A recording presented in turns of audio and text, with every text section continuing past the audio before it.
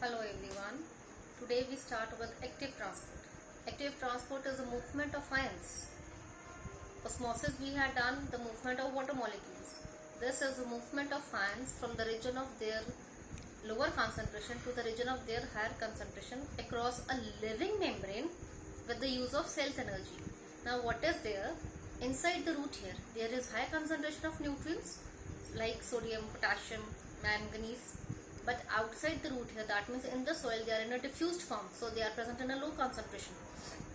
But now they have to move from the low to high concentration. That means from the soil into the root here, that is against the concentration gradient. So when they are moving against the concentration gradient, as they are macromolecular size particles, they are using the cell's energy because they have to be forcibly pushed into the root hair from the soil. So the root hair cell is using its own energy from the mitochondria in form of ATP molecules.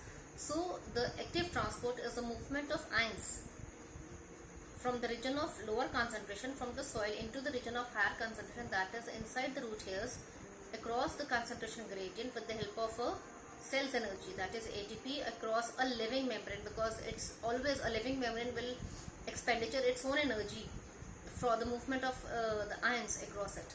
So this active transport is taking place inside our body in our kidney tubules. It is when the ions are absorbed, glucose, amino acids, proteins are absorbed, that is active transport. But when in the kidney tubules it is the absorption of water, that is passive transport. Now we talk about the turgor pressure. Turgor pressure is when the cell is absorbing energy, when the cell is absorbing water from adjacent cells, then means that is the adjacent cells are having more of water and this cell is having less of water. So the water is moving from a hypotonic solution to hypertonic solution. So as the cell is absorbing water, it will swell up. So when the cell will swell up, its cell contents will apply pressure on the cell wall. So when the cell contents are applying outside pressure on the cell wall, that is called as the turgor pressure.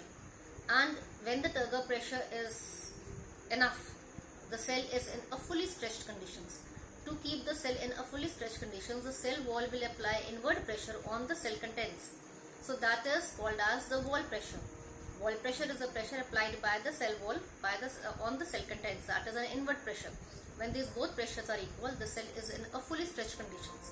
Now we say that this turgor pressure which is developed inside. See this diagram. Now see this diagram. In this diagram, suppose the cell is placed in a hypotonic solution. So water from outside will move inside the cell. So when water will move inside the cell, it is endosmosis taking place, and the water is pressurizing. It is present in the cell sap, in the vacuole, and it is applying pressure on the cell wall. So when it is applying outward pressure on the cell wall, that is a turgor pressure. And we say that a cell is in a fully stretched conditions, that the cell is turgid, and this phenomenon is called as turgidity.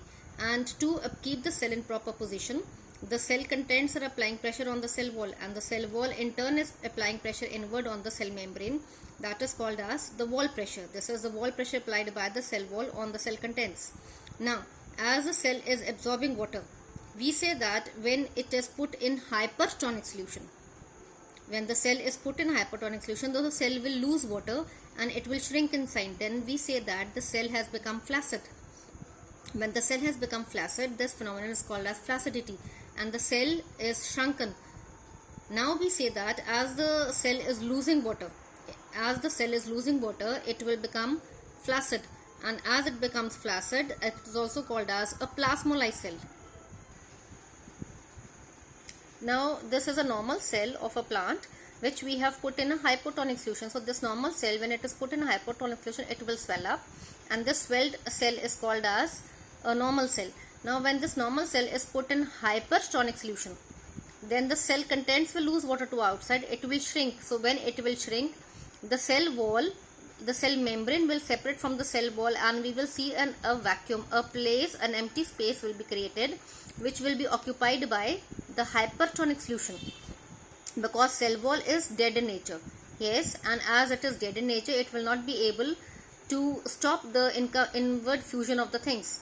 And the cell membrane, which has shrunken from its cell wall, from the cell, we say that as this space is formed, it will be occupied by the hypertonic solution now, and we can see the separate cell membrane over here, and this cell is now called as a plasmolyzed cell. Now this plasmolyzed cell, as it has shrunken, it has the cell contains the vacuole has lost water, it is totally shrunken. Now when it is kept in hypotonic solution, it will absorb water, and as it will absorb water, it will swell, it will regain its position, and it will again become a normal cell. It will come back to the normal position, and this plasmolyzed cell, when it will regain its normal position when kept in hypotonic solution, it is called as a deplasmolyzed cell. Plasmolyzed cell, when kept in water, it will absorb water and it will be called as deplasmolyzed cell. Thank you.